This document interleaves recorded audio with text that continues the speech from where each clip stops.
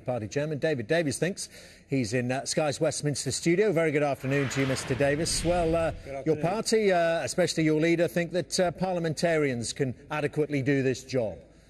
Well, there's nothing wrong with a parliamentary inquiry so long as it's properly equipped and so long as it's bipartisan. I mean, I can sympathise with Andrew Tyree saying he wants it to be agreed by both sides.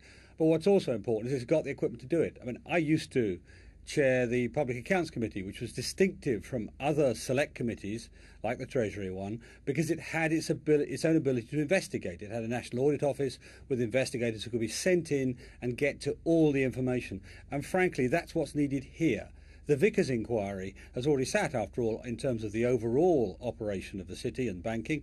What we need is something the Vickers inquiry couldn't do, which is to actually penetrate beneath the surface. I see. So that leads you to judges and getting legal counsel involved. I mean, Parliament technically, we've had this discussion before, haven't we? Parliament technically does have powers to compel witnesses to appear before it, but never seems to have used them. No, it does. It does use them. I mean, I use them as Public Accounts Committee Chairman, and you can use them. There's nothing wrong with it being a parliamentary inquiry. It's a question of what's alongside it, what equipment it's got. Look, the Leveson inquiry is a judge-led inquiry, but it was limited in some areas as to where it could investigate in a sort of public domain, in a sort of public interview, if you like, by the fact that there were criminal offences pending against some of its witnesses. And as a result, it had to tiptoe around that, and it gave a pretty unsatisfactory account of itself in that area. It will not get to the bottom of that. That will be solved by the criminal courts. Now, the same sort of problem may apply here. Some of what's been done in the Libor scandal alone is actually pretty plainly fraudulent and will end up in criminal courts. So this can't be a public inquiry, but it can be a parliamentary one, and it can be an investigative one, but it's got to have a couple of things. It's got to have bipartisan approval, that's necessary, and it's also got to have investigative capability. At the moment it doesn't have either of those things, but they're both soluble.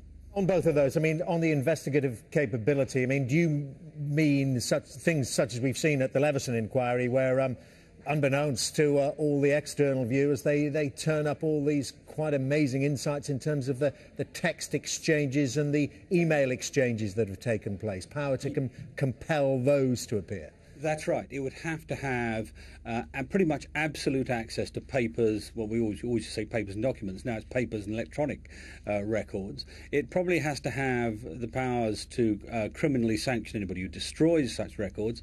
And it probably has to have people it can send in, lawyers or investigators, to actually look at some of the data on the ground.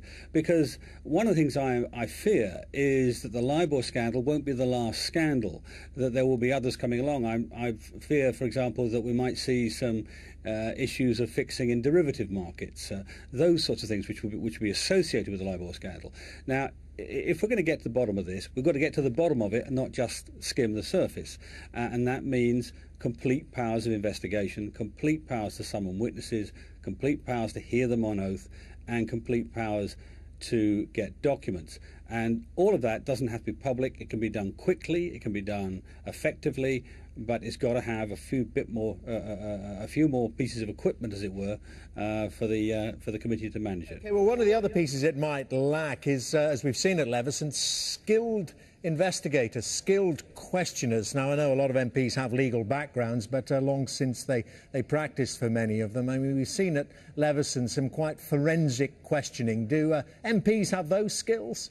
Well, some do. I mean, the simple truth again, I mean, to reflect on my own experience of the Public Accounts Committee, nobody ever thought anybody got away with anything with that committee. But again, it was less about the MPs, who were perfectly competent and capable at asking questions, so much as the ammunition they were given by the investigators, in their case by the National Audit Office, in the case of this committee by its own legal and investigative backup teams. They've got to be good. And you know, there are plenty of very, very capable questioners in the House of Commons and Lords. There are some ex-chancellors, there are, as you say, some prosecuting lawyers. It's perfectly possible to pick a good team, but what they need is the ammunition.